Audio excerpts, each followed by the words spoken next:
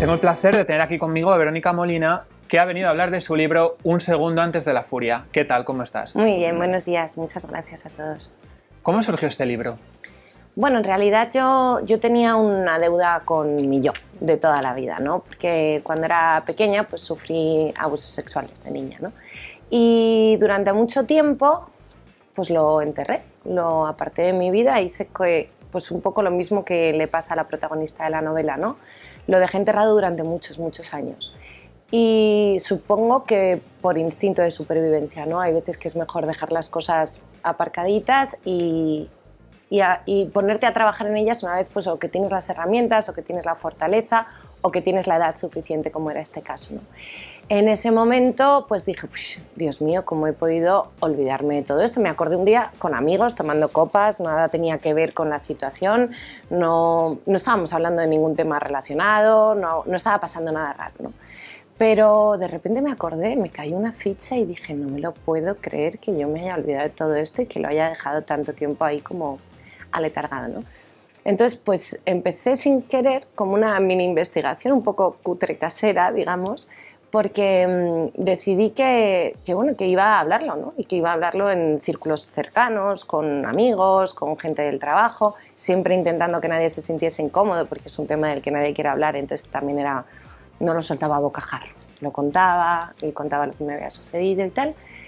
Y en esa investigación extraña, pues de repente me enteré que esto pasa mogollón, que siempre hay alguien, mi prima le pasó, que no sé qué, un tío del trabajo le pasó esto y tal. Y entonces poquito a poquito pues fui encontrando adultos que de niños les había pasado algo similar. Y si no eran niños, también les había pasado a lo mejor, no en el entorno familiar, no en temas de abusos sexuales, pero sí que habían sufrido violencia de alguna manera, ¿no? Pues en el trabajo, en el colegio, como que me empecé a encontrar un montón de casos sobre violencia que, por un lado, sí que me daban esa paz de, bueno, pues no soy la única, el mundo está loco, ya está, a mí me ha tocado esto y hay gente que le han tocado cosas horribles. Y me puse sin querer como a trabajar en esto, ¿no? Y dije, tengo que hacer algo, yo tengo que hacer algo porque esto ha pasado mucho tiempo, hay mucha gente sufriendo por esto y además no se habla de esto. Y entonces escribí un manuscrito de 90 paginillas, pero era como tan bonito, tan positivo. Venía a contar un poco como, oye, aunque hayas tenido una vida de mierda, y disculpadme la expresión, aunque hayas tenido una vida de mierda, no pasa nada, puedes salir de esto y no te conviertas en un cabrón. Bueno, estoy diciendo un montón de palabras. No pasa nada. Pero bueno, venía un poco a esto, ¿no? Entonces lo escribí súper bonito, súper introspectivo, súper chulo y tal, y se lo entregué a alguien que conozco muy bien, ¿no? Y me dijo, mira, a ver, esto será súper bonito, pero es una cursilada que no va a servir para nada, porque ni eres psicóloga, ni tienes por qué escribir como si fuese... Sonaba un poco como a librito de autoayuda, y en realidad yo no, efectivamente de liberación, ¿no? Una especie de liberación también. Sí, era como una catarsis personal de, bueno, mira, tengo que asumir esto me ha pasado, me pasó de niña, yo ya soy mayor, tengo que asumirlo y tengo que tirar para adelante y ya está. Entonces dije, vale, está bien, pues si esto no sirve para nada, ¿qué hago? Y me dijo, empieza de cero, tira eso, guárdalo en un cajón, tíralo, empieza de cero y intenta escribir lo que tú quieras, pero que conecte con ese sufrimiento, con ese dolor, conecta con tu yo de niña de verdad, porque estás haciendo una cosa muy bonita, pero no estás conectando. Y entonces salió esta burrada, porque es una atrocidad. En realidad lo que hice fue crear un producto que es Martina, que es la protagonista de la novela, que efectivamente olvida todo lo que le ha pasado en la infancia, pero ni lo asume ni se enfrenta a ese monstruo y lo que pasa es que se deja llevar y se convierte en un verdugo, ¿no? Eso de la víctima que se convierte en verdugo.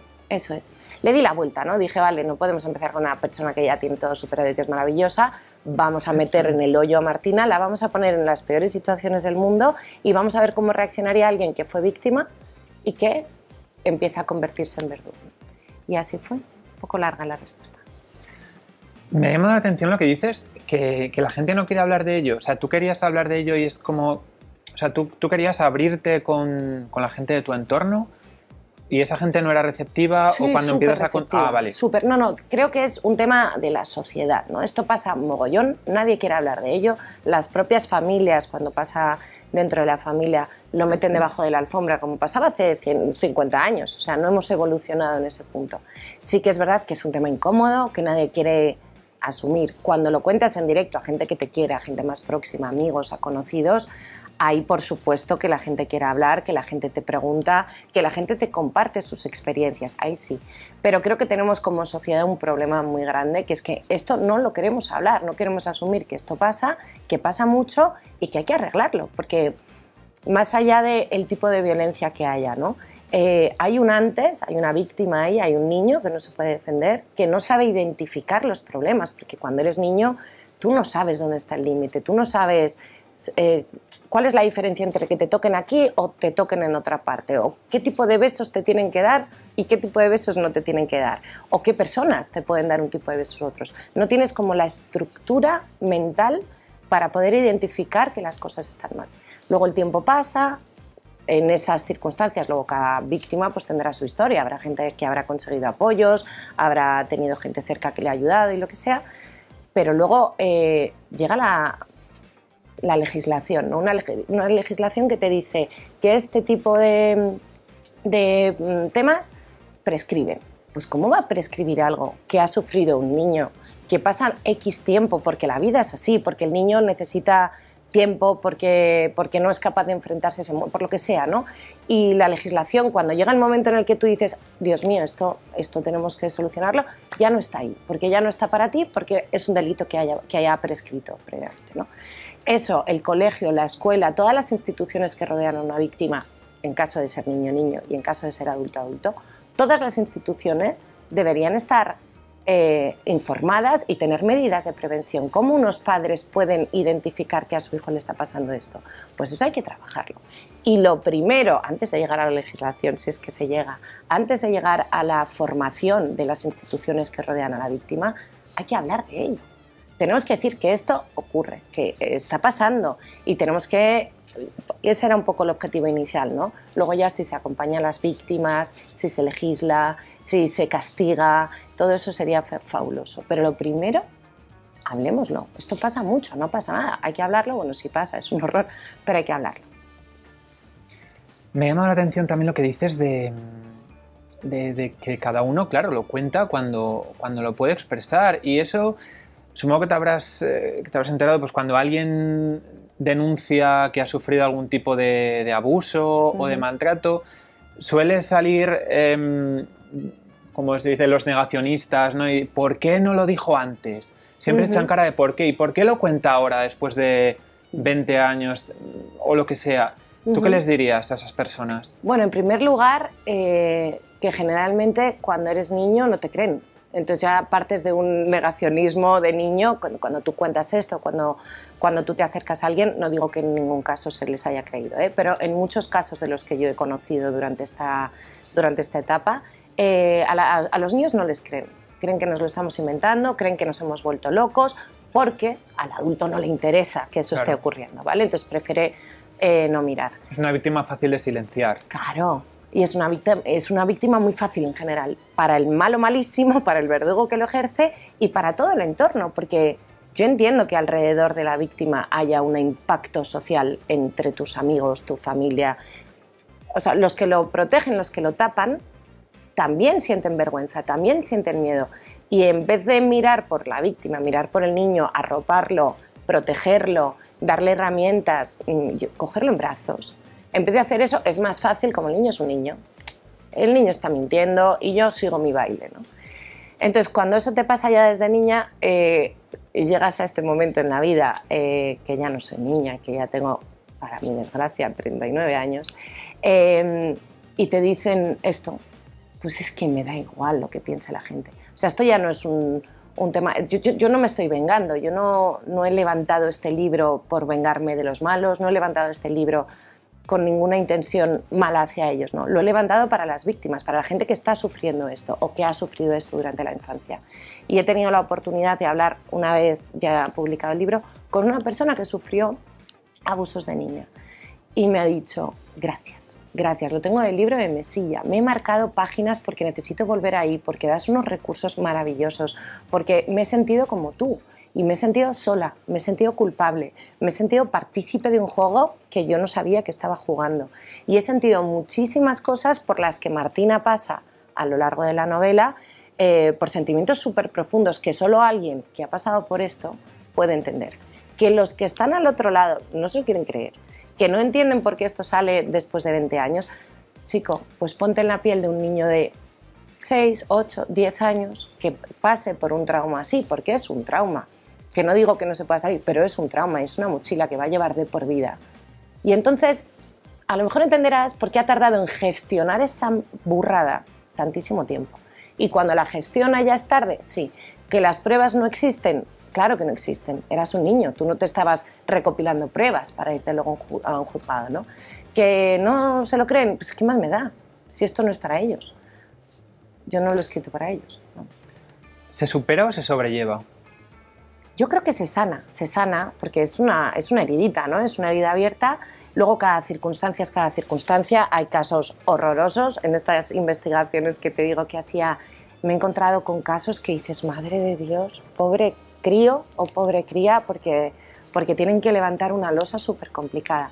Luego también, yo qué sé, el suceso en concreto, cuál ha sido, cuándo ha sido, tal, el carácter de la persona que lo está sufriendo, la edad que tenía, el contexto que tenía, la circunstancia. Entonces, no me siento capaz, porque ni soy psicóloga ni muchísimo menos, de decir que esto todo el mundo lo puede sanar, que es muy fácil. No es muy fácil. No, es tu caso. En mi caso personal no ha sido fácil, no es fácil, pero ya está. Es que llega un momento que tienes que asumirlo, pero todo el mundo tenemos mochilas. En nuestro caso, pues violencia, abusos, lo que quieras llamar.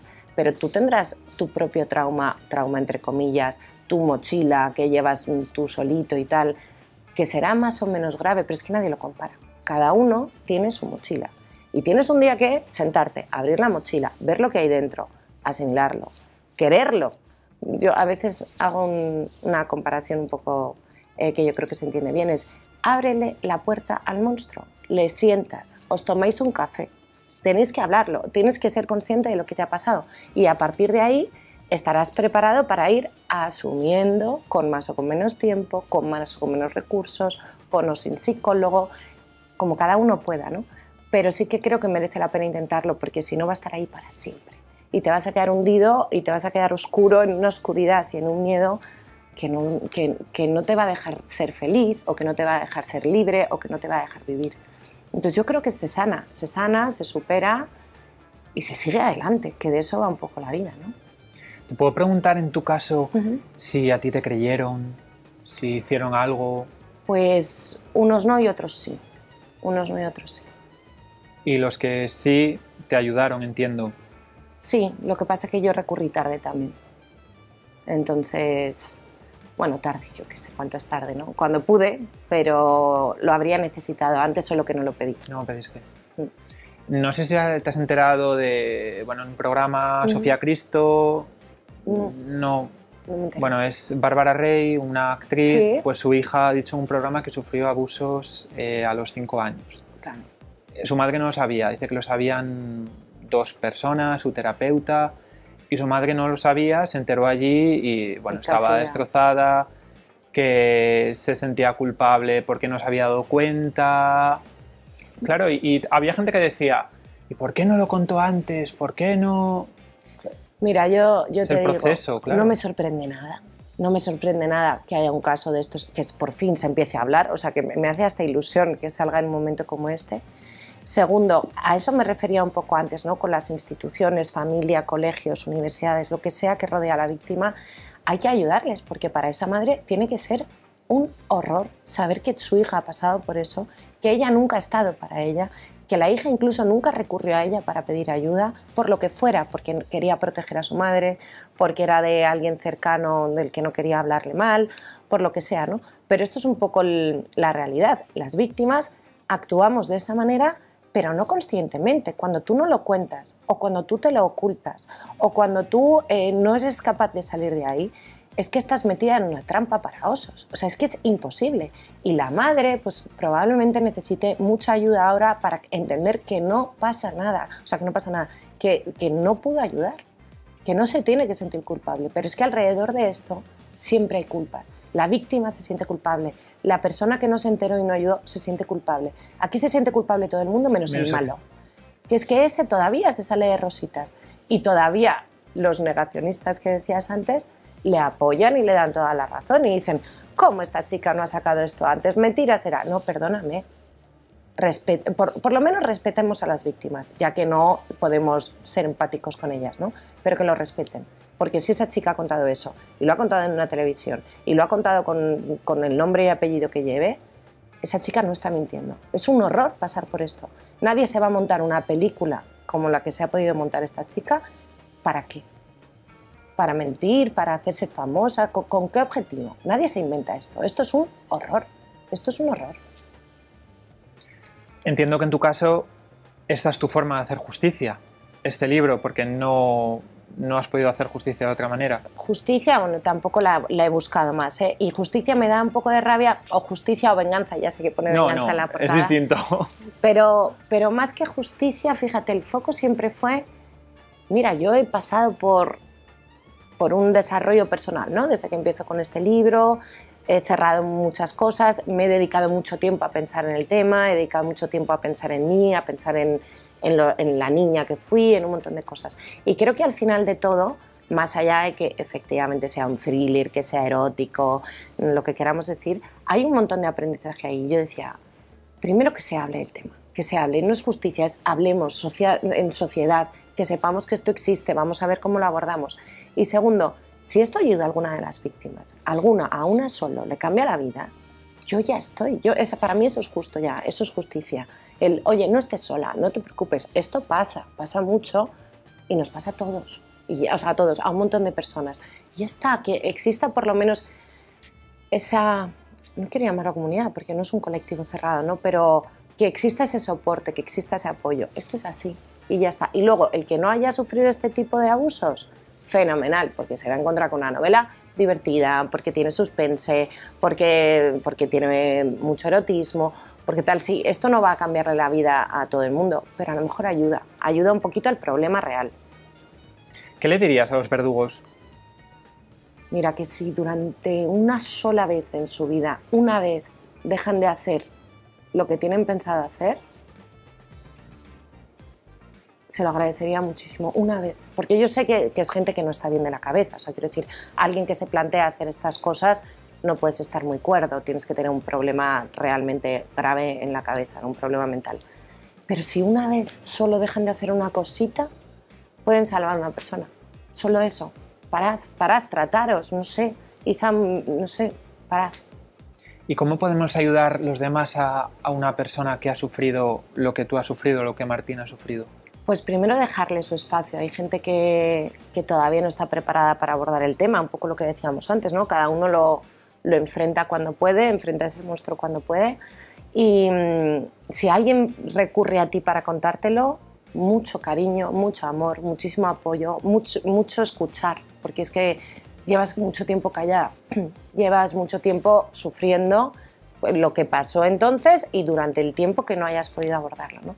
Yo creo que escuchar mucho, darle mucho cariño, darle mucha compañía, todo lo que no tuvo, ¿no? Porque al final la víctima lo que está es sola y sin cariño alrededor y sin protección. Y luego todos los apoyos que se puedan dar ya en la parte más administrativa, ¿no? Oye, pues si hay que ir a un abogado, si hay que pues ayudarle un poco, como empujarle del trampolín, ¿no? Porque al final tenemos miedo a salir y contarlo, tenemos mucha pena, hemos sufrido un montón, entonces quererle mucho y apoyarla mucho. El libro termina, digamos así, termina, vale. Pero termina que, bueno, ¿has pensado en una segunda parte? ¿Crees que Martina tiene más recorrido? Bueno, tengo como varios proyectos locos en la cabeza, pero uno de ellos en concreto no es tanto darle seguimiento a Martina, ¿no? Porque al final sí que podría haber una historia, pero ya es una historia quizás como más normal, una historia bonita, una historia lo que sea. Y entonces tengo un proyecto un poco loco que te voy a contar yo aquí, pero que no es oficial y que no sé si sirve, ¿eh? Pensaba quizás una segunda, tercera o cuarta novela que fuese de personajes diferentes, ¿no? Que el protagonista fuese otro, que se cruce en la vida de Martina en algún momento, que tú encuentres ese cruce en capítulo o varios cruces con Martina durante esta novela, y así montar 2 o 3 libros como una especie de red de mierda, básicamente, red en donde la violencia de todos los géneros, en todas las edades, esté expuesta, Sí. y a partir de esa red, si tú te imaginas una red de personajes que se entrecruzan, ¿vale? Tú coges como del centrito de esa red, tiras para arriba y te sale un novelón, pero no sé, estoy diciendo... Estás en ello. Es conceptual. Estás en ello. Sí, tengo un segundo empezado. O sea, ¿estás ya con una segunda novela? Sí, yo es que siempre me gusta escribir, entonces he seguido. ¿De qué va? ¿Sí? ¿Una pinceladita? ¿Tiene algo que ver? Violencia, sí. Protagonista un hombre y que se cruza con Martina en un momento de la novela. O sea, que ya estás empezando como a tejer esta red que me estás contando. Bueno, pues, estoy intentando, a ver qué tal sale. Pues promete. Una cosa que me hizo mucha gracia también del libro es el que, bueno, aparece un nombre a una famosa actriz, a Nagihan Nimri. ¿Cómo te la imaginaste así? Estaba escribiendo me encanta la voz que tiene esa mujer, y es un personaje que lo más potente de ese personaje era la voz, ¿no? Porque no se le ve. Y esa voz siempre me ha inspirado muchísimo, me parece súper potente, creo que tiene muchísima fuerza, me gusta mucho ella. ¿Te gusta también como cantante, como actriz, como las dos cosas? Como actriz voz, me encanta, pero sí. Como cantante no está mal, no es que la escuche mucho, perdóname, Nancha. Pero como actriz me gusta mucho, los papeles que hace me gustan mucho, sobre todo es la voz en películas, que me gusta mucho. ¿Y si llevaran un segundo antes de la furia, o sea, una miniserie? Ay, me encantaría. Una miniserie, ¿te gustaría? Me encantaría. Además es que o sea, yo creo que con el ritmo que tiene le pega serie total. ¿Y a quién verías en los protagonistas? ¿Qué actores y actrices te gustaría ver ahí? Qué difícil esta pregunta. Casting complicado. Ay, me lo puedo pensar y te lo paso por escrito. Esa no me la sé. Luego lo dejas en los comentarios del vídeo. Te lo dejo en los comentarios. Pues he pensado que... Protagonista. Es que me has hecho pregunta muy chula. No quiero contestarla rápido porque son personajes, o sea, todos, protagonista incluida, son muy complejos, tienen un montón de claroscuros, ¿no? Entonces, me gustaría pensarlo bien, y además me gustaría pensarlo, me parece súper interesante. Pero si no tienes a alguien que, igual que te imaginaste a Nagihan Nimri, o por ejemplo, iba a decir no, es Martina. Es la Martina que tenías en la cabeza, más o menos.